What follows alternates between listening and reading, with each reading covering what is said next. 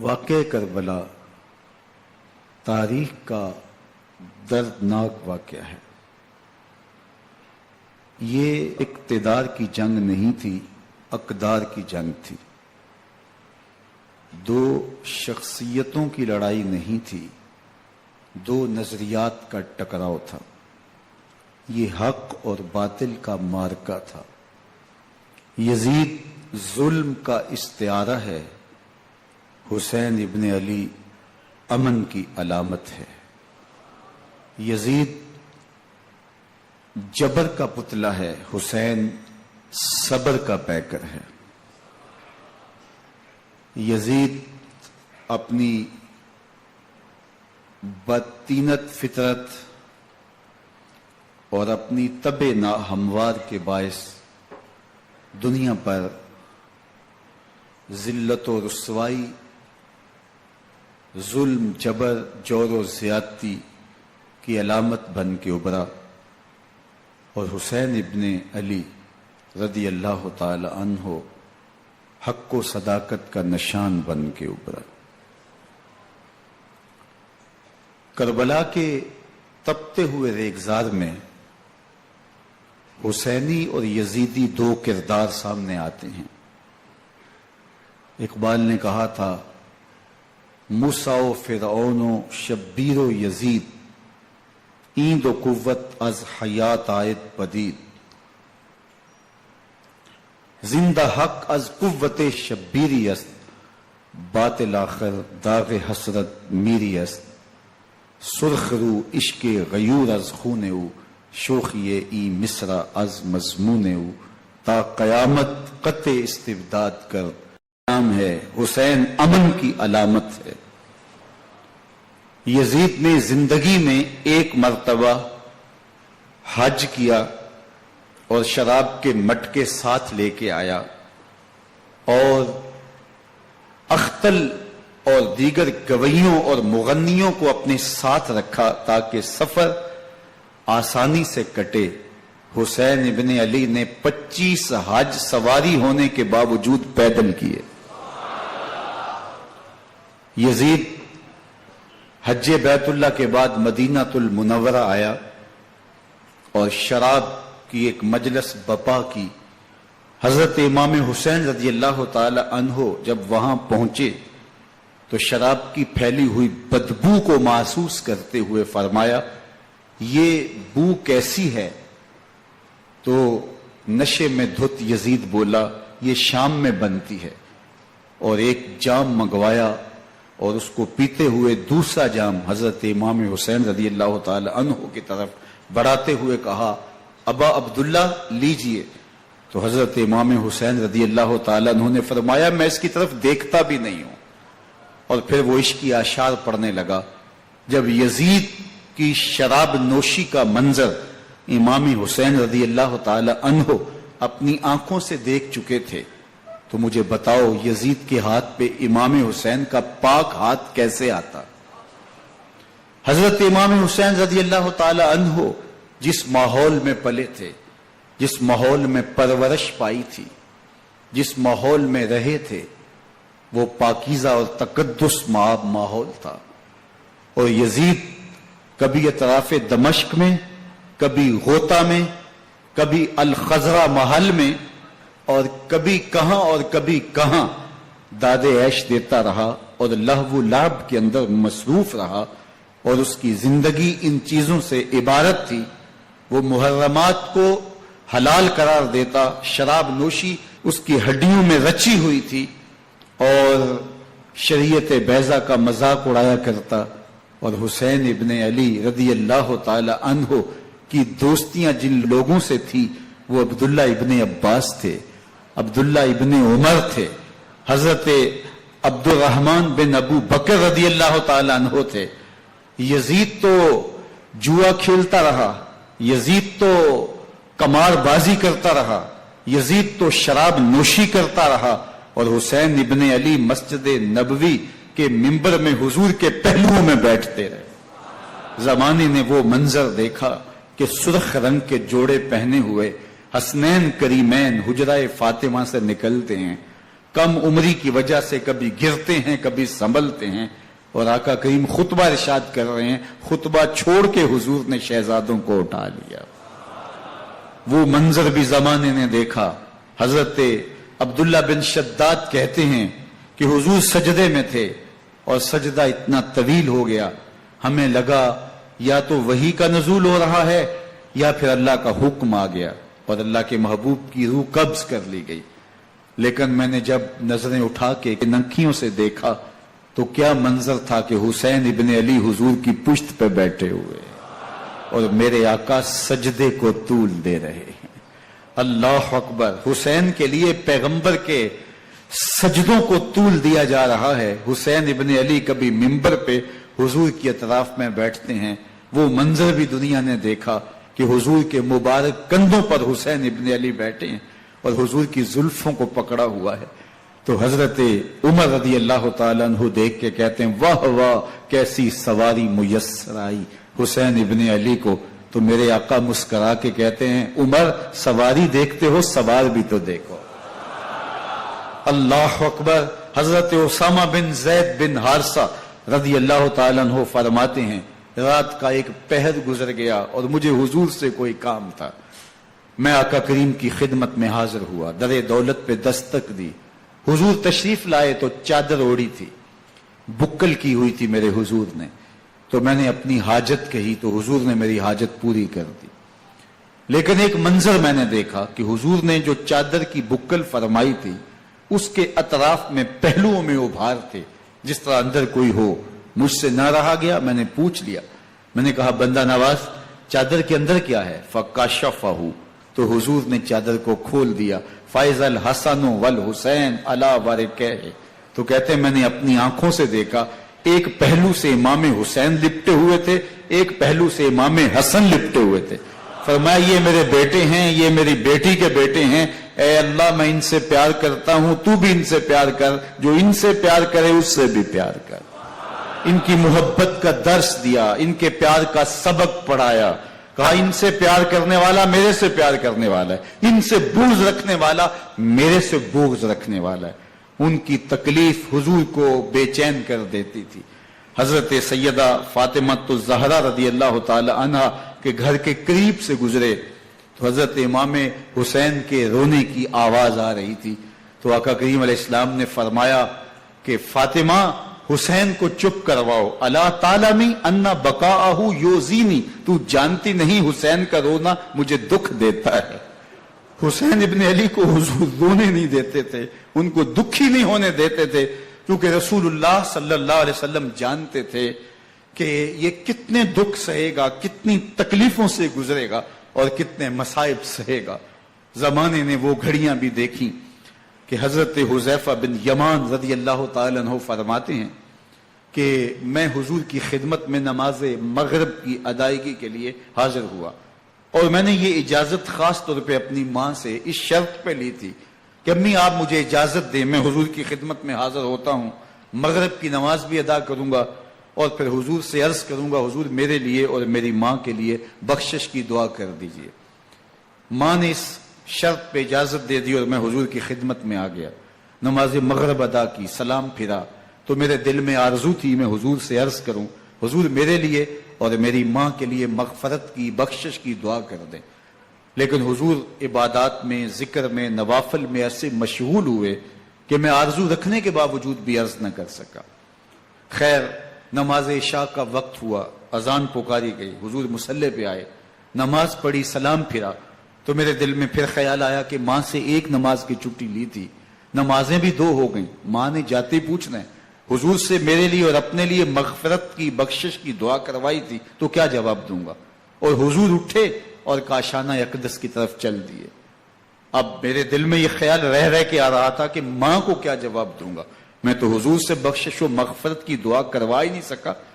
جب حضور چل پڑے تو غیر ارادی طور پہ میں بھی حضور کے پیچھے چل پڑا، چلنے میں تھوڑی سی رفتار تیز ہو گئی جس سے قدموں کی آہٹ پیدا ہوئی، تو جب آواز پیدا ہوئی تو حضور نے رخ پھیرے بغیر فرمایا من ھذا، میرے پیچھے پیچھے کون آ رہا ہے؟ پھر خود ہی کہا حذیفہ تو نہیں، تو میرا دل دھڑک رہا تھا، قلت نعم، میں نے کہا جی حضور میں حذیفہ ہوں۔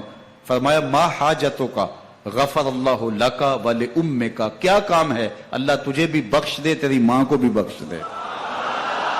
اب جو کام تھا وہ جنبش لب سے پہلے ہی ہو گیا، یہاں تو لفظوں کا سہارا بھی نہیں لینا پڑتا، وہ بند لبوں کی بولیاں بھی سنتے ہیں۔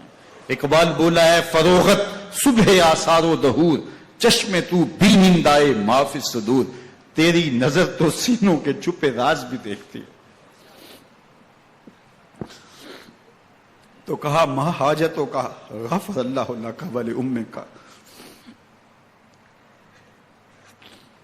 اللہ تجھے بخش دے، تیری ماں کی بھی مغفرت کر دے، کیا کام ہے؟ اب جو کام تھا وہ تو ہو گیا۔ تو میرے حضور نے ارشاد فرمایا حذیفہ سنو، ابھی ابھی ایک فرشتہ آیا ہے جو اس سے قبل دھرتی پر پہلے کبھی نہیں آیا، آج پہلی مرتبہ اللہ سے اجازت لے کے دو کام کرنے آیا ہے، ایک تو مجھے سلام کرنے آیا ہے اور دوسرا خوشخبری دینے آیا ہے کہ آپ کی بیٹی فاطمہ جنتی عورتوں کی سردار ہے اور حسن اور حسین جنتی جوانوں کے سردار۔ ایک طرف یزید ناپاک میسون کا پلیت بیٹا اور ایک طرف محمد عربی کا نواسا، فاطمہ کے دودھ کا اثر، علی المرتضیٰ کے خون کی تاثیر، رسول اللہ صلی اللہ علیہ وسلم کے کندھوں پہ بیٹھنے والا۔ ایک دن حضور نے امام حسین رضی اللہ تعالیٰ عنہ کے ہاتھ پکڑ لیے اور ان کے پاؤں اپنے پاؤں پہ رکھے اور پھر فرمایا بیٹے آگے بڑھو، اور ان کے پاؤں حضور کی پنڈلیوں پہ آئے، پھر کہا بیٹے اور آگے بڑھو، حتیٰ کہ ان کے پاؤں حضور کی رانوں پہ آئے، پھر فرمایا بیٹا اور آگے بڑھو، تو ان کے پاؤں حضور کے مبارک بطن اقدس پہ آئے، پھر بازوؤں کو کھینچ کے اپنے قریب کیا اور حسین ابن علی کے منہ میں اپنی زبان رکھ دی، اور وہ اس طرح چوس رہے تھے جس طرح کھجور چوسی جاتی ہے۔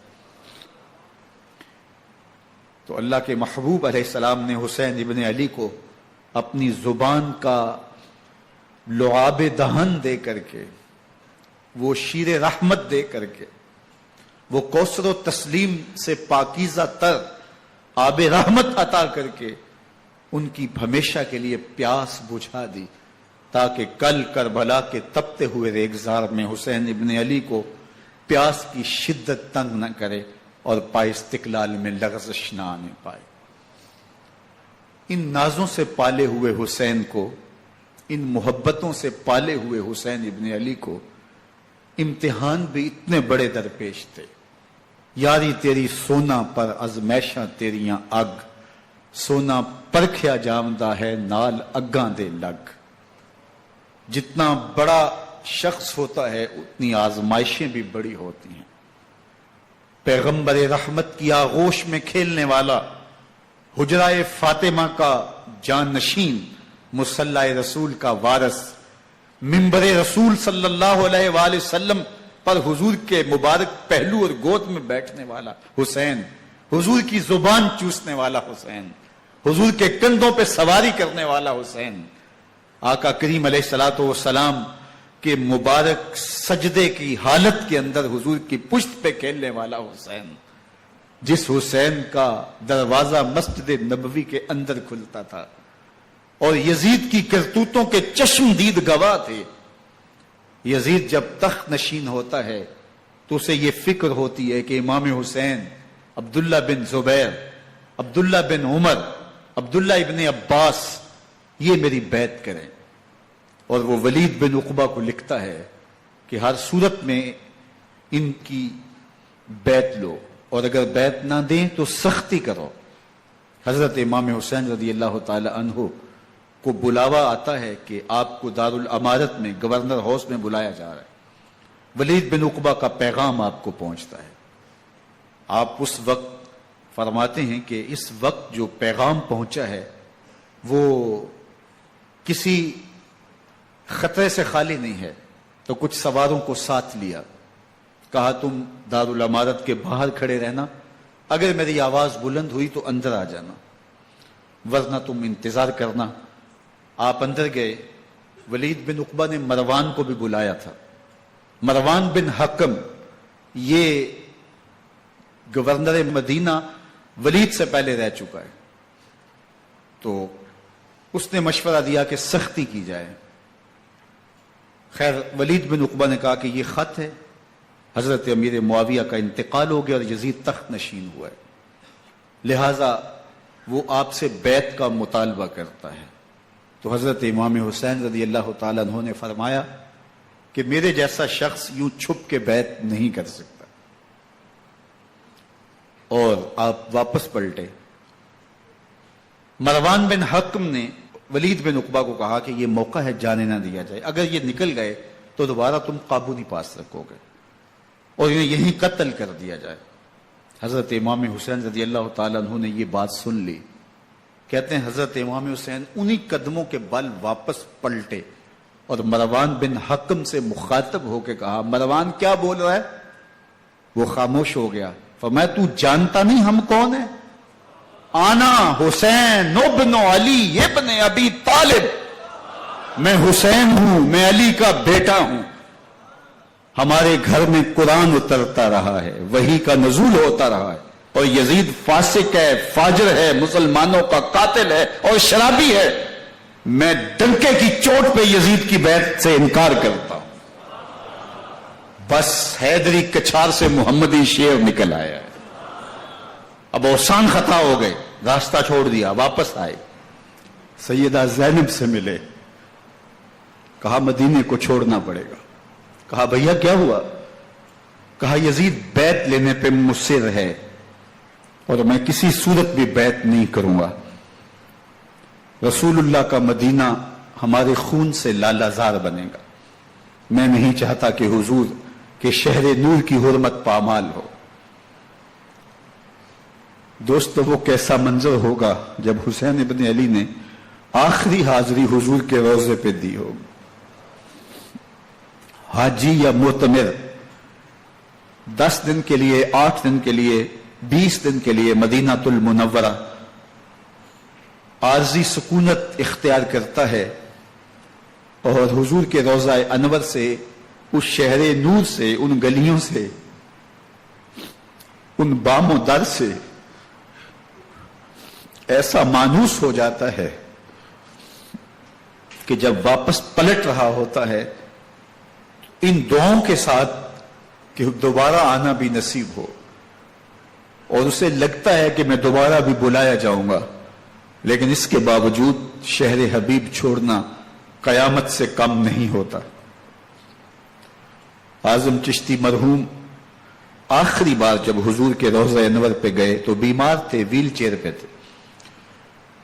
باب بقی سے باہر نکلے تو خادم سے کہا کہ میری ویل چیئر پیچھے سے کھینچو تاکہ میرا رخ روضہ انور کی طرف رہے، اور وہ پیچھے سے کھینچتا چلا جا رہا ہے، اور جب باب مکہ سے پیچھے جنت البقی کے قریب سے گنبد خضرا نگاہوں سے اوجل ہونے لگا تو اعظم چشتی مرحوم نے کہا، جاں بدن سے نکلتی ہے اعظم، جاں بدن سے نکلتی ہے اعظم، کوئی آسان ہے مدینے سے جدا ہونا، کوئی آسان ہے مدینے سے جدا ہونا۔ یہ اس شخص کی کہانی ہے جو 10 دن، 5 دن، مہینہ، 2 ماہ وہاں رہتا ہے اور پھر اس شہر کو چھوڑ کے آنا اس کے لیے آسان نہیں ہوتا۔ اور مجھے بتاؤ کہ حسین جو پیدا مدینے میں ہوا، جس کے گھر کا دروازہ مسجد نبوی کے اندر کھلتا تھا، جو مسجد نبوی کے اندر پرورش پا کے جوان ہوتا ہے اور مدینے کی گلیوں میں کھیلتا رہا، اس حسین ابن علی کے لیے مدینہ چھوڑنا، اور پھر وہ اس بات کا علم اور شعور رکھتے تھے کہ یہ آخری بار حضور کے در پہ حاضری ہے، دوبارہ اس شہر نور میں نہیں آ سکوں گا، تو کیا قیامت ہوگی اور کیا منظر ہوگا۔ محمد بن حنفیہ کے علاوہ خاندان نبوت کے جتنے لوگ تھے ان سب نے شہر مدینہ کو الوداع کہا، اور رات کے موقع میں مدینہ المنورہ کو، مسجد نبوی کو چھوڑ کر کے مکہ کی جانب عازم سفر ہوئے۔ 3 شعبان المعظم کو مکہ المکرمہ پہنچتے ہیں، ادھر کوفیوں کے خطوط آنے شروع ہو جاتے ہیں۔ حضرت امام حسین رضی اللہ تعالیٰ عنہ مسلم بن عقیل رضی اللہ تعالیٰ عنہ کو صورتحال معلوم کرنے کے لیے بھیج دیتے ہیں. 40,000 کوفی آپ کے ہاتھ پہ بیعت کر لیتے ہیں. ادھر 25 پیدل حج کرنے والے حضرت امام حسین 8 ذی الحج کو احرام باندھتے ہیں، لیکن آپ کو پتہ چلتا ہے کہ حاجیوں کے روپ میں قاتل چھپا دیے گئے، تو آپ اس احرام کو حج کی بجائے عمرے میں بدلتے ہیں اور کوفے کی جانب عازم سفر ہوتے ہیں.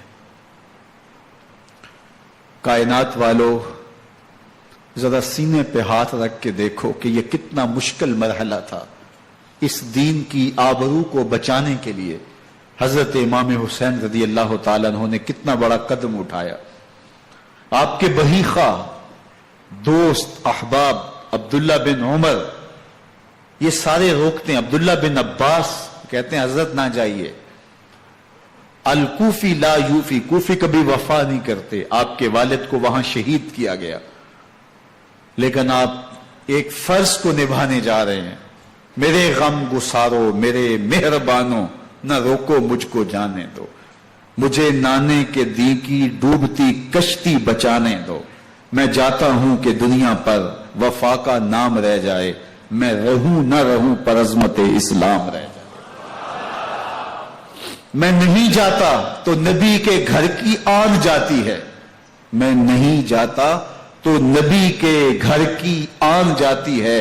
تمہارا دین جاتا ہے، میری غیرت ایمان جاتی ہے. حضرت امام حسین یہاں سے چلتے ہیں، ابھی راستے میں ہی پہنچتے ہیں کہ یہ خبر آتی ہے کہ کوفے والوں نے بے وفائی کر دی. حضرت مسلم بن عقیل رضی اللہ تعالیٰ عنہ کو شہید کر دیا گیا. نعمان بن بشیر معزول کر دیے گئے. ابن مرجانہ ابن زیاد وہاں متعین کر دیا گیا، جو سخت گیر شخص تھا، اور اس نے لوگوں کو ڈرایا، دھمکایا، اور کوفے کے لوگوں کے دل بدل گئے اور وہ بیعتیں توڑنے لگے. وہ منظر مسجد کوفہ کا کتنا دلگداز تھا. جب امام نماز کے لیے کھڑے ہوئے تو 40,000 لوگ آپ کے پیچھے تھا. جب سلام پھیرا اور امام نے دیکھا کہ پیچھے لوگ نہیں ہیں، پھر لوگوں نے اپنے دروازے بھی بند کر لیے. رات کی تنہائیاں ہیں اور حضرت مسلم بن عقیل کو کوئی پناہ دینے والا نہیں ہے. لوگوں نے دروازے بند کر لیے کہ کہیں ہمارے گھر میں نہ آ جائیں اور ہم مشقت اور حکومتی تشدد کا شکار نہ ہوں. کتنا دردناک لمحہ ہے حضرت مسلم بن عقیل رضی اللہ تعالیٰ عنہ پہ. اور پھر حضرت مسلم بن عقیل بے دردی سے شہید کر دیے جاتے ہیں. آپ ابھی راستے میں ہیں، یہ ساری کہانی پہنچتی ہے کہ حضرت مسلم شہید کر دیے گئے اور بے دردی سے شہید کر دیے گئے.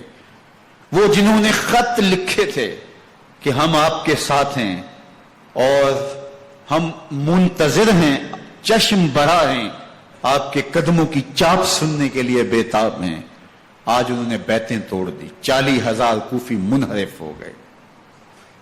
مسجد کوفہ کا وہ منظر کس قدر روح کو تڑپا دینے والا تھا.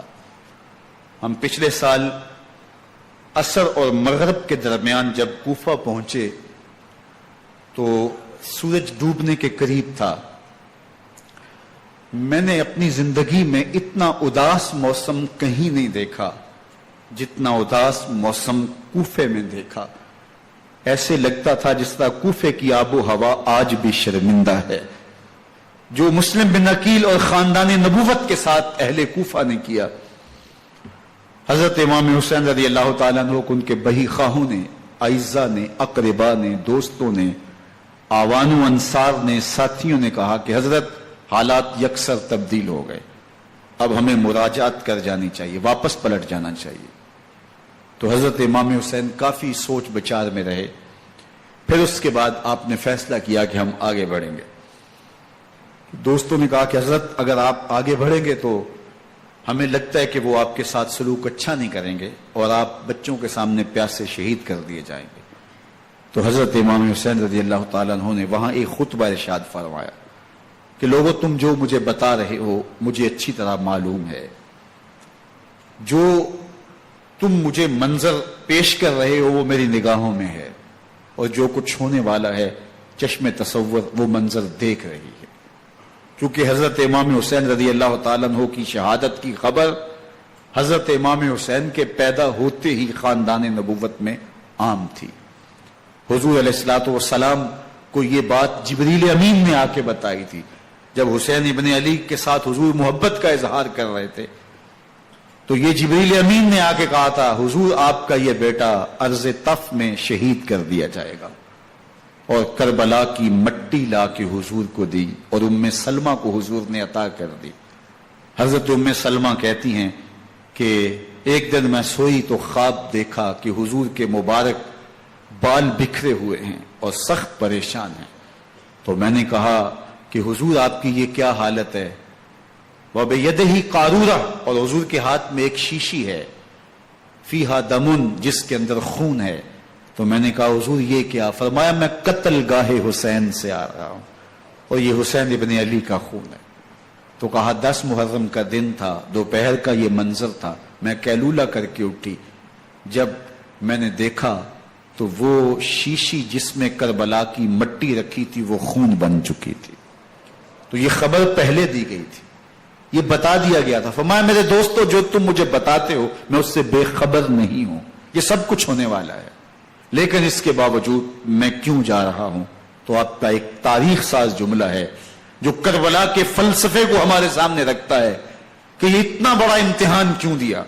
حضرت امام حسین رضی اللہ تعالیٰ عنہ نے فرمایا وَلَكُمْ فِيَّ أُسْوَةٌ، میں اس لیے جا رہا ہوں قیامت تک ظلم، جبر اور ناانصافی کے خلاف کھڑے ہونے والوں کے لیے کوئی نمونہ تو ہو.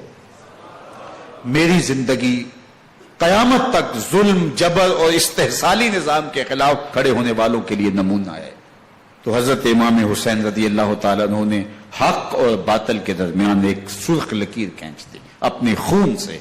اب حق اور باطل کا امتیاز کرنا مشکل نہیں ہے، کوئی باطل پہ اڑا رہے تو الگ بات ہے، لیکن امتیاز کرنا مشکل نہیں ہے. حدود بالکل واضح کر دی. اقبال نے یہاں کتنی خوبصورتی کے ساتھ اس مضمون کو نبھایا. سرخ رو عشق غیور از خون او، شوخی این مصرع از مضمون او، تا قیامت قطع استبداد کر، موج خون او چمن ایجاد کر. ایک جہاں آباد کر دیا، حق اور باطل کی راہیں اجال دی. اب لوگوں کو یزید کا چہرہ پہچاننے میں دیر نہیں لگتی. وقت کے ہر یزید کا چہرہ آسانی سے پہچانا جا سکتا ہے. یہ معرفت زمانے کو کروائی کس نے؟ حسین ابن علی نے کروائی رضی اللہ تعالی عنہ.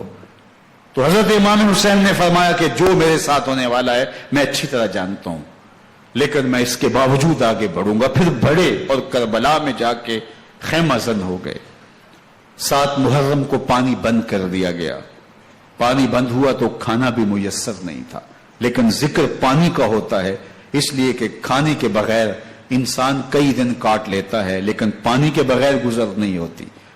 تو فرات کی نہر سامنے اپنی موجوں کے ساتھ چمک رہی ہے، لیکن ایک قطرہ آب بھی آل رسول کو نہیں دیا جا رہا. کائنات کے اندر ایسے انوکھے امتحان بھی ہوتے ہیں.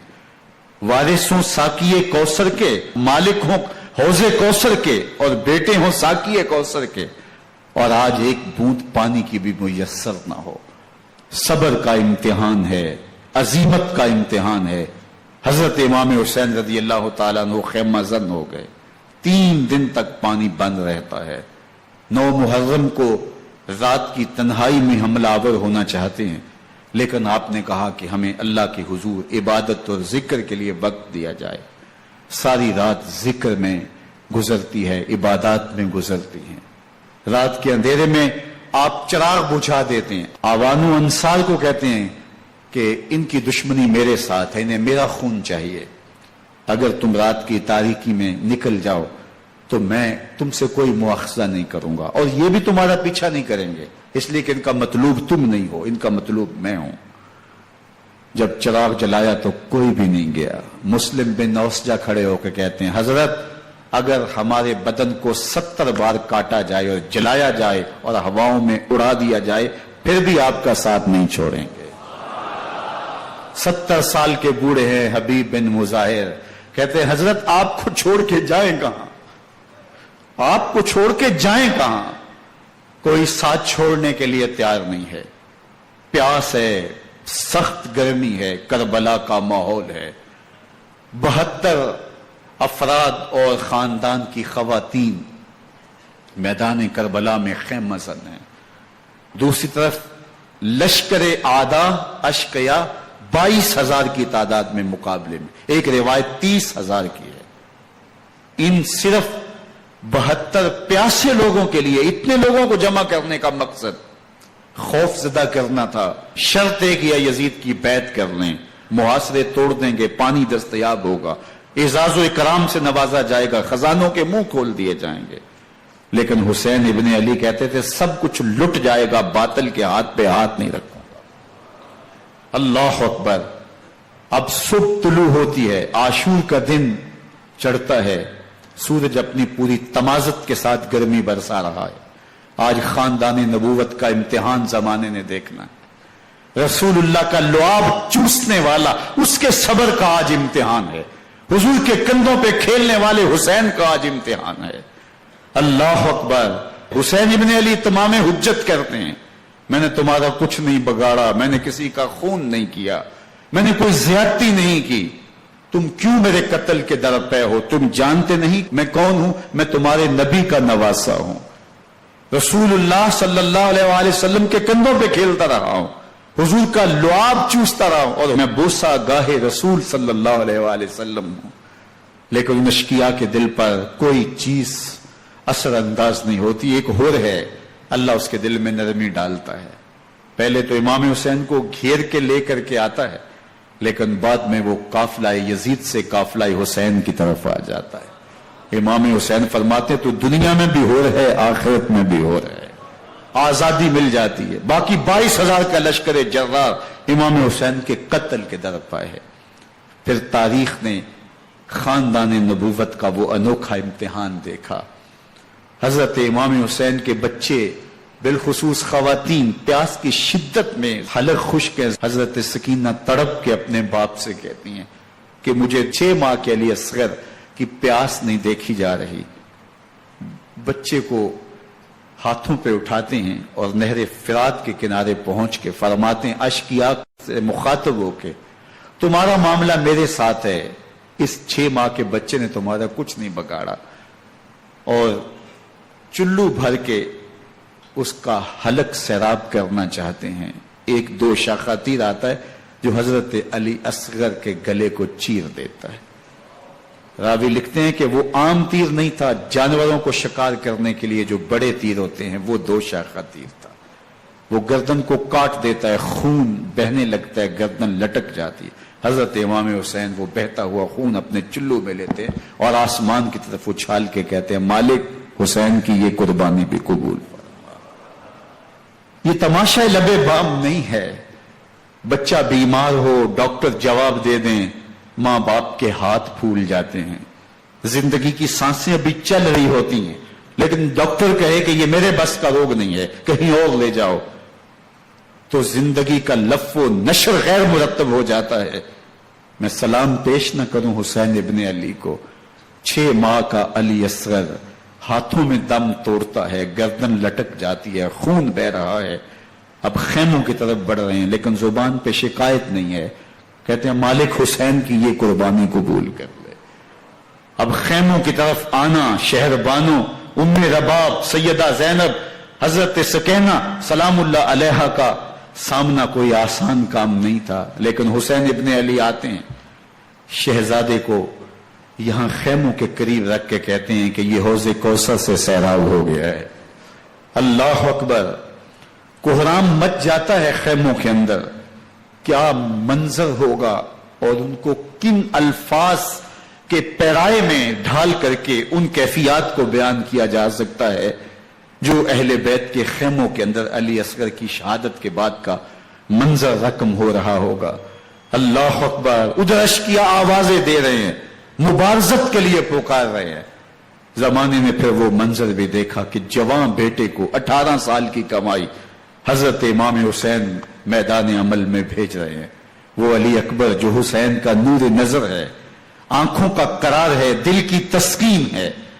اور پھر حضرت علی اکبر جب گھوڑے کی زین سے فرش زمین پہ گرتے ہیں تو باپ کو آواز دیتے ہیں، اور حضرت امام حسین جو ہے وہ آگے جا کے بیٹے کی لاش اٹھاتے ہیں. اللہ اکبر، 18 سال کے بیٹے کی لاش کو کندھوں پہ اٹھا کے خیموں تک لاتے ہیں اور ہاتھ پھیلا کے کہتے ہیں مالک حسین کی یہ قربانی بھی قبول فرما. کبھی قاسم بن حسن کی لاش اٹھا کے لاتے ہیں، کبھی اون و محمد کی لاشیں اٹھا کے لاتے ہیں، بتیجوں کی، بھانجوں کی، بھائی عباس کے کٹے ہوئے بازو اور زخموں سے چھدا ہوا لاشا.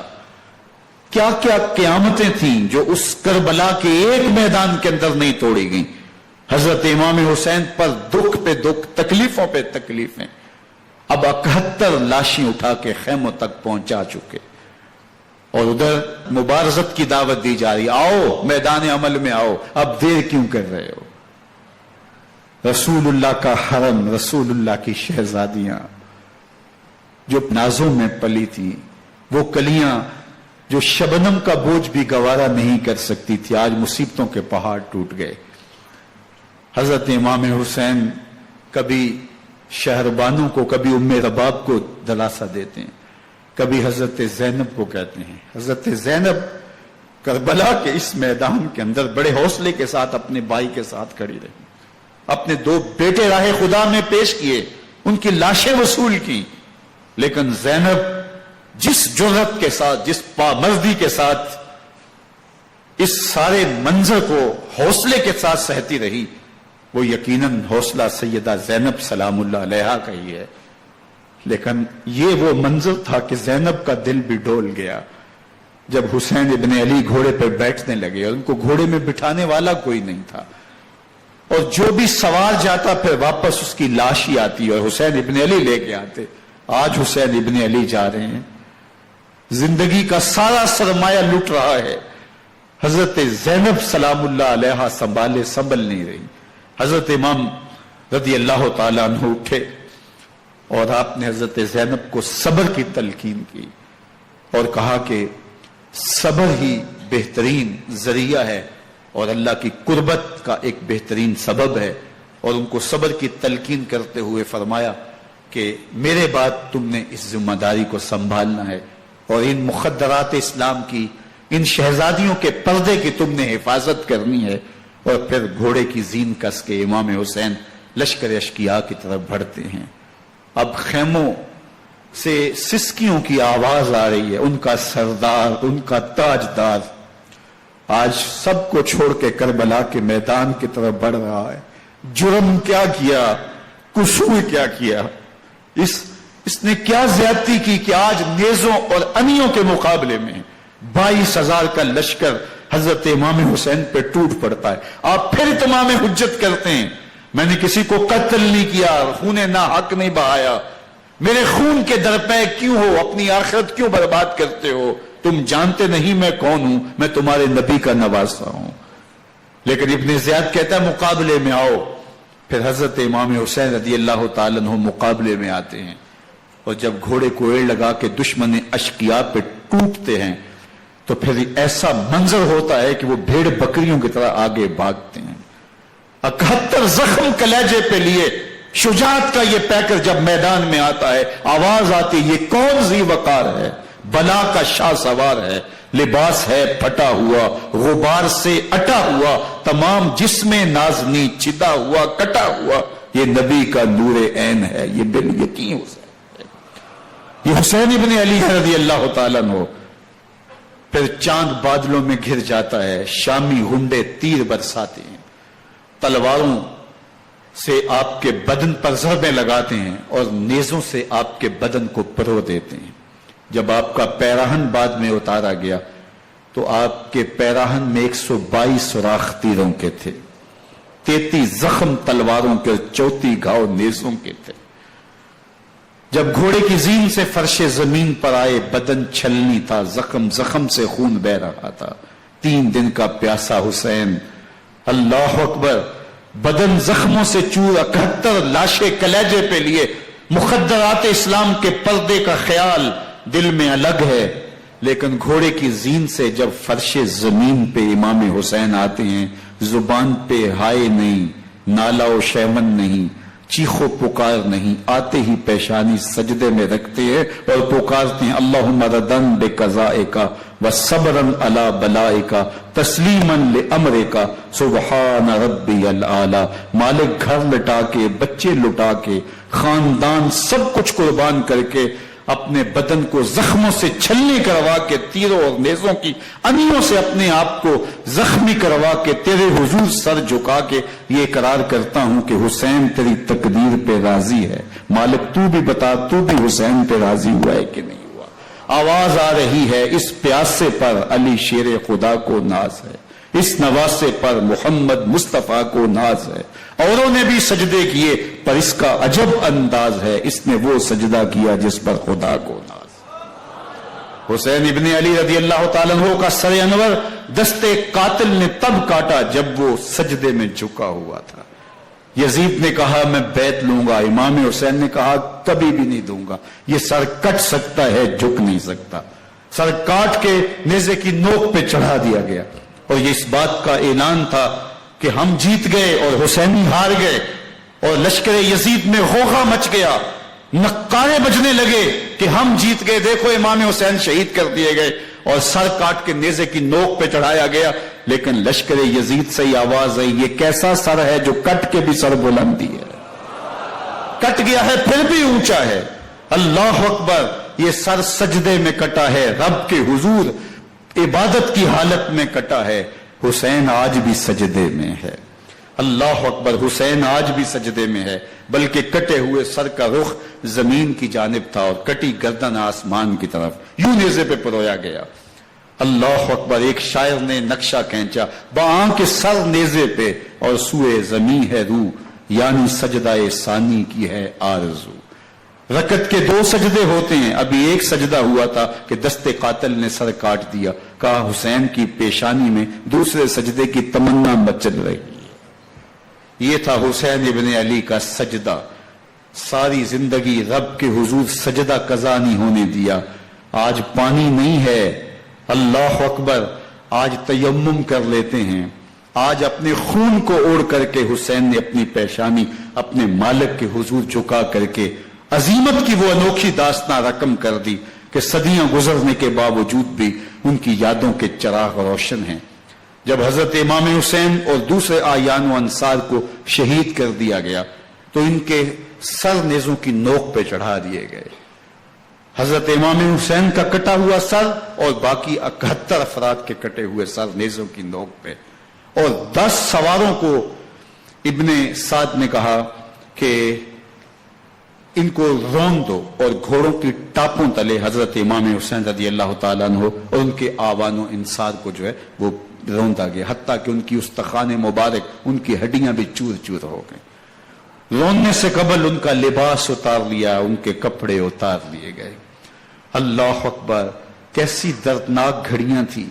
यजीद का सिर्फ यही बद किरदारी का मरहला नहीं था, उस करबला के सहरा के अंदर यजीद ने जिस तरह इमाम हुसैन रज़ी अल्लाह ताला अन्हु को शहीद किया और हजरत इमाम हुसैन के खानदान को शहीद किया।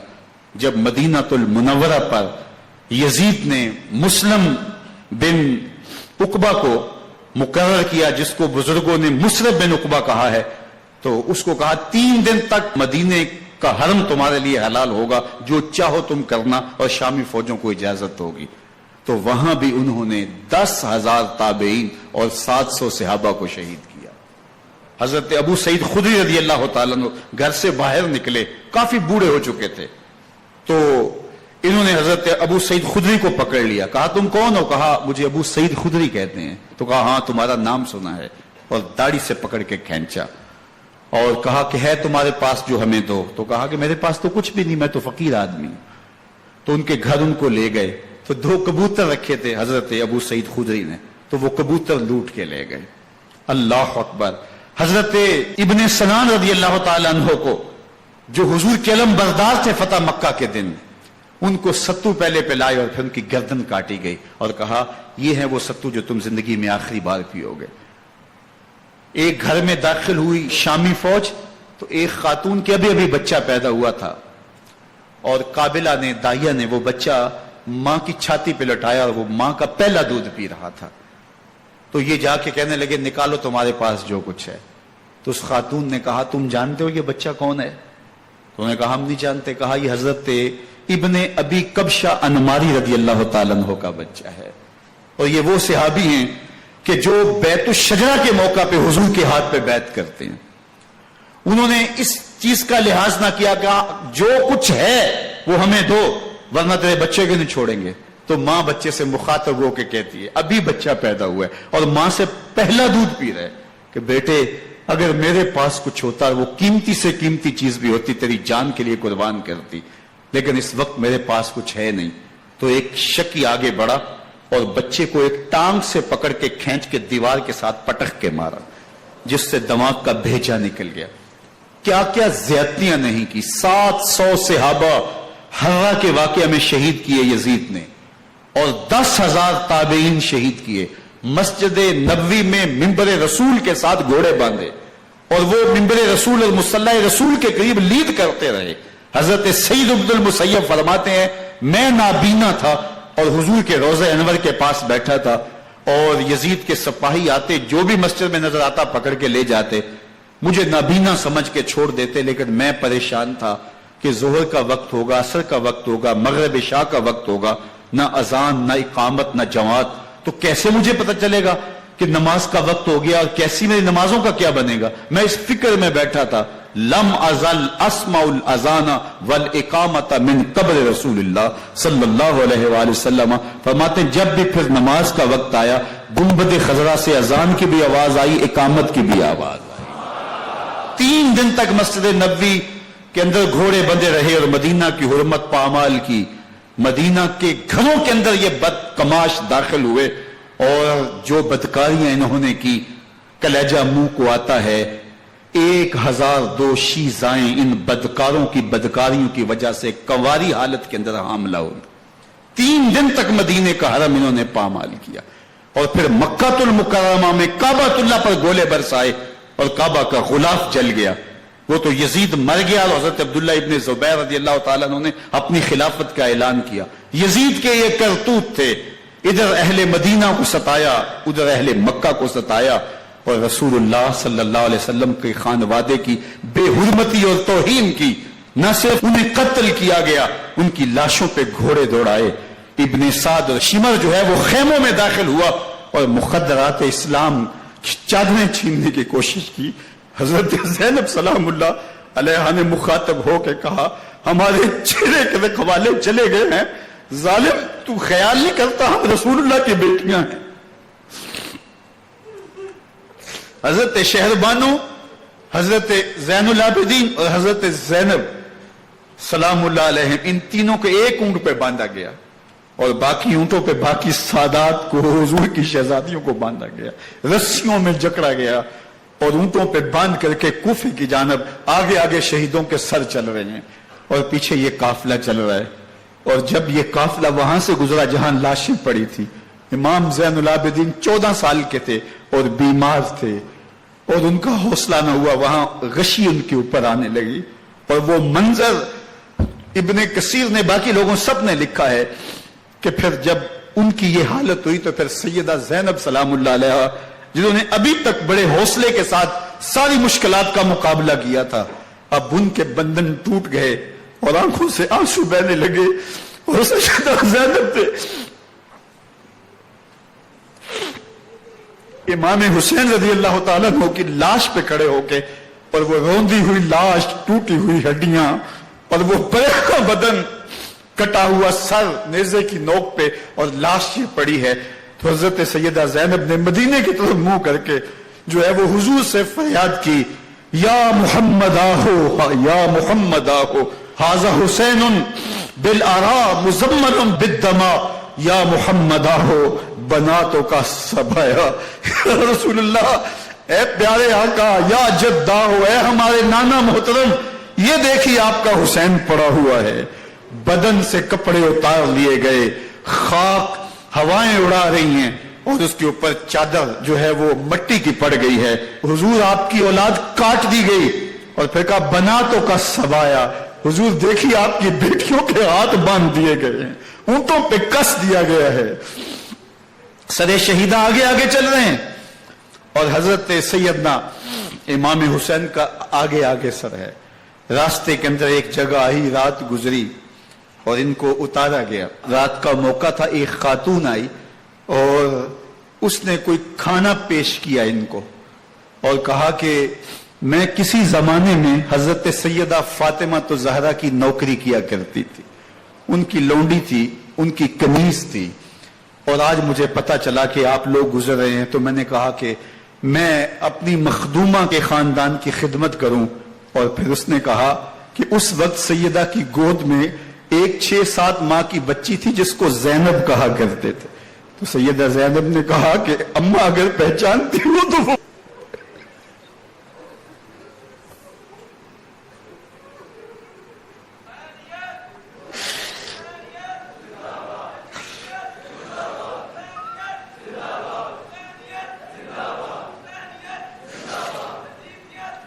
یہ تاراج اور لٹا ہوا کارواں پھر وہاں سے کوفے میں کیسے پہنچا، اور کوفے کے اندر سیدہ زینب سلام اللہ علیہا نے وہ یزید کے دربار میں، ابن زیاد کے دربار میں وہ جرأت آمیز جو باتیں کہیں، اللہ اکبر، زینب کی زبان میں علی کی خطابت بول رہی تھی، اور پھر دشمن اور دوست سارے رونے لگے، اور وہ کیا دل گداز منظر تھے۔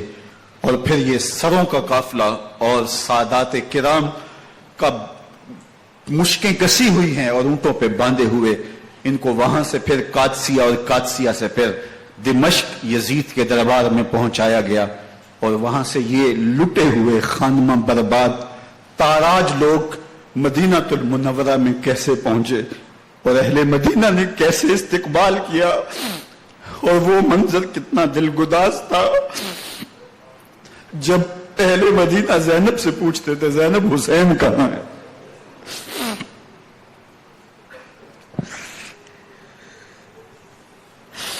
بے مروت بے وفا تیرا بھی کیا افسانہ ہے، جس نے اپنی ہی شمع کو گل کیا تو وہ پروانہ ہے۔ اپنے پیغمبر کے شہزادوں کو اور اپنے پیغمبر کی شہزادیوں کو جو دکھ اس امت نے دیے، یہ کائنات کی ایک انوکھی داستان ہے۔ اللہ ہمیں اسوہ شبیری پہ عمل کی توفیق عطا کرے اور ان کے نقوش پاک کی برکتیں دے، اہل بیت کی محبت ہماری روحوں میں جذب کر دے، اور جس عظیمت کے ساتھ، جس حوصلے کے ساتھ انہوں نے دکھوں کو جھیلا، جو دہتی آگ کے شعلوں پہ سویا وہ حسین، جو جواں بیٹے کی میت پر نہ رویا وہ حسین، جس نے سب کچھ کھو کے کچھ نہ کھویا وہ حسین، مرتبہ اسلام کا جس نے دوبالا کر دیا، خون نے جس کے دو عالم میں اجالا کر دیا، جو کہ سوزے غم کو سانچے میں خوشی کے ڈھال کے مسکرایا موت کی آنکھوں میں آنکھیں ڈال کے۔ اے حسین ابن علی تم پر سلام، نازش آل نبی تم پر سلام۔ ذرا میرے ساتھ یہ پڑھ لیجئے، اے حسین ابن علی تم پر سلام، نازش آل نبی تم پر سلام، تم پہ لاکھوں رحمتیں لاکھوں سلام، اے شہیدان محبت کے امام، لالا گو لالا بدن لالا کفن، اے چمن اندر چمن، زندگی ہی زندگی تیری حیات، اے حیات اندر حیات، افتخار ملت بیضا ہے تو، رب کعبہ کی قسم یکتا ہے تو، فخر کا دل میں دریچہ باز کرنا چاہیے، جن کا تو آقا ہے ان کو ناز کرنا چاہیے۔ وآخر دعوانا ان الحمدللہ رب